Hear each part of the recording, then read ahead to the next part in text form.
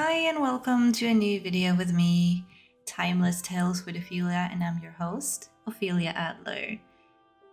Autumn is the perfect time to dive into a big, immersive novel, something to keep you company as the days get shorter and colder.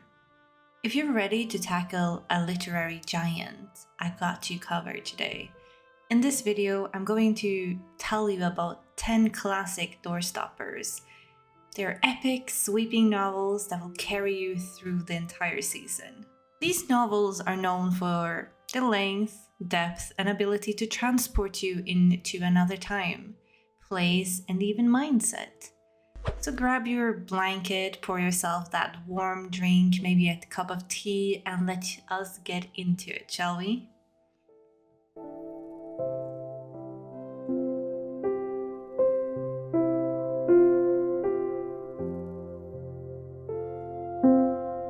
The first book I have on my list is War and Peace by Leo Tolstoy. Leo Tolstoy is one of my favorite authors, and I felt like it was necessary for him to be on this list. This novel is a monumental look at the Russian society during the Napoleonic War.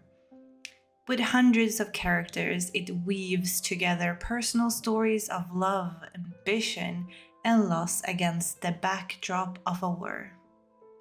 Don't let the length or how many characters there is intimidate you. Once you're in the story, you'll find yourself completely absorbed in the world of Tolstoy and everything he's created, and you will just know who is who and what is going on.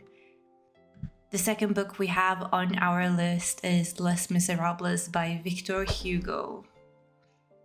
It's a heart-wrenching tale of justice, love, redemption, set in the post-revolutionary France.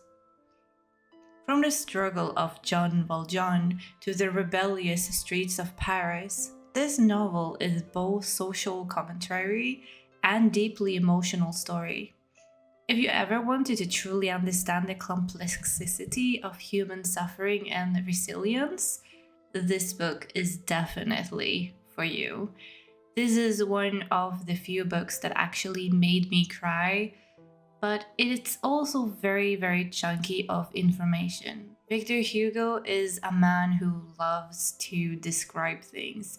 Sometimes he will dedicate maybe 20-30 pages to a character that's just there to say one line, and then you will never see him again, but you will know his entire life story and his future.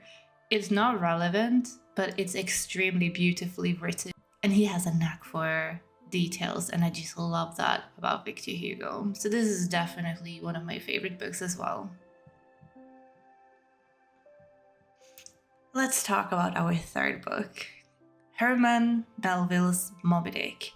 It's a novel about obsession, revenge, and the sea. It follows Captain Ahab relentless pursuit of the great white whale, Moby Dick. But this book is so much more than just the hunt for a whale. It dives into the human psyche, fate, and the meaning of existence. And yes, just quite a bit of whale anatomy in it as well. Consider it's part of the adventure that you have in this book. I read it somewhere in spring, I think, and it's just such a big gem. I do think it's more fitting to read it in autumn, and if not, it's a big doorstopper, so definitely fit for the season. If adventure and revenge are more your speed, then we have our number 4, The Count of Monte Cristo by Alexander Dumas. It's the perfect choice for you. Betrayed and imprisoned for a crime he didn't commit, Edmond Dantes embarks on an elaborate plan of vengeance. The novel is packed with daring escapes, secret identities, and intricate plots that will keep you on your edge of your seat. It's the ultimate page turner. I myself felt like I loved the beginning and the middle of the story, but I was not a big fan of the end of the story actually. I know a lot of people love the ending, but I was not much for the ending. For me, it was the adventure during the entire book and the beginning of the book and getting to know everyone, it's still a really good doorstopper, but the ending kind of made me disappointed. That does not mean I'm saying that you should not read this book, because it's a gem and I do like it and I will recommend it with my heart. But the ending, I didn't like it. Moving on to number 5. One of the earliest classics on our list will be Don Quixote by Miguel de Cervantes. It's our number 5 and we're halfway. This book is a delightful satire on chivalry, featuring the well-meaning but delusional knight Don Quixote and his loyal squire Sancho Panza. It's funny, it's poignant, and kind of philosophical at times. It's a true cornerstone of a Western literature that explores the gap between reality and idealism. I feel like this is like one of those books that you just laugh to. It's funny and it makes you giggle, but you also learn so much philosophical thinking while reading it, but you don't really know that you're doing it because it's fun and witty at the same time. But it's definitely up there as one of the funniest classics I've read. Now for something a bit more domestic, but no less epic. We have number 6, Middlemarch by George Eliot. This is a small English town.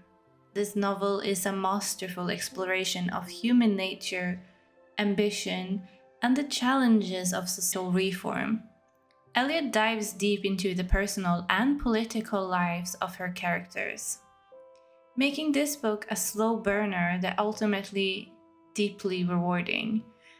I felt like when I read this that it gave so much background story and love for the characters, and you were just wanting to know what happened to all the characters, and then you came to the end of the story and it gave you that deep reward. So if you want something more small English town relationship and family oriented, this is definitely the book for you. An author that I feel like we can't skip is Charles Dickens. So on number 7, we have Charles Dickens' David Copperfield. It's a semi-autobiographical novel that follows the titular character from his tumultuous childhood to his career as a writer. It's packed with colorful and fun characters, from the optimistic Micawber to the villainous Uriah Heep. Dickens' signature wit and social commentary really shines through in this one, making this a very heartwarming and unforgettable read. I read this to know more about Charles Dickens himself because I knew this was kind of semi-autobiographical, and it gave me so much more. I wanted to know more about Charles Dickens when I got into it, but I felt like I stayed for the story and the fun characters. This is definitely for someone who wants to read something witty and something that does have that side of social commentary. Definitely worth it. Again, because I love Leo Tolstoy so much, we are at number 8. And here we have another one of his masterpieces, Anna Karenina. Tells this tragic story about a woman caught in the grips of a doomed affair. Sets against the backdrop of a 19th century Russian aristocracy, and the novel is profound meditation on love, family, and conflict between personal happiness and societal expectations. It's beautiful, heartbreaking, and it will stay with you for a long time after you finish it. I read this a few years ago. It is one of my favorite books of all times, and I can't stop thinking about it. Every time I see a train, I will think about this book. And I come from a city where we are known for trains, so I think about this book every single day. It's just so beautiful and has so much to say about society and what is expected of a woman in that century. And it's heartbreaking. And I also feel like if you look at certain countries, we still have the same view of women and how women should act. And that is very sad. It's definitely something I feel like everyone should read, the thing I feel like about this one is this is one of my favorite books where I hate the main character. The main character, Anna Karenina, that we're reading about, is the most disliked person I have read about, which is kind of funny to me because I've never loved a book before where the main character is the worst person ever, and it's just a funny side to it. For those who enjoy diving into more philosophy, psychology, Dostoevsky is one author for you, and I thought the brothers Karamazov is a must read. This novel tackles huge questions about faith, morality, and human nature, all through the lives of the Karamazov family. It's intense and challenging, but also profoundly thought-provoking.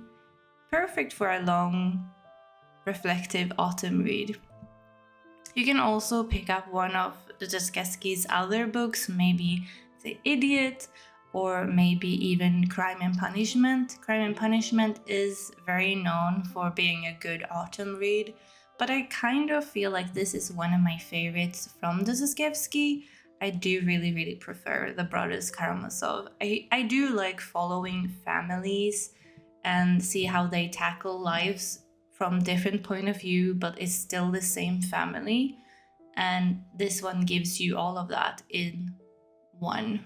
And we're finally here. We're on number 10. And number 10 we have Gone with the Wind by Margaret Mitchell.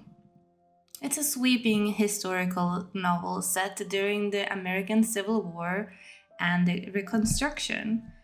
Following the life of Scarlett O'Hara, this book captures both the drama of a woman's personal survival, but also the collapse of the world around her. It's a love story, but also a war story, and the reflection of the complexity of the Southern history. To be honest, I saw the movie first. After seeing the movie, I really liked the movie, so I went and found this book, and this book is very dear to me. I feel like it's very beautiful. I like how they do the duo thing with the love story, but also the war story. It kind of reminded me of how they did it with War and Peace at the same time, because they will also have this personal life of some characters, but then we go back to the war and we talk about the war story and how that affects different people and families. And I really like Gone with the Wind. It's such a beautiful book and it's worth reading. So there you have it. 10 epic doorstopper classic perfect for the autumn. These books may be very long, but trust me, they're worth every page that you read. Whether you're looking for adventure, romance, philosophy, social commentary, I feel like I have something on this list for everyone. And I hope that maybe you found something here that you thought sounded interesting. Let me know in the comments if you're going to pick some of these books up for fall, or if it's something you already read these books before. Or maybe there's another doorstopper that you're waiting to pick up and read. Happy reading, everyone! And don't forget to subscribe for more bookish content with me, Ophelia. Until next time, keep cozy and keep reading. Bye!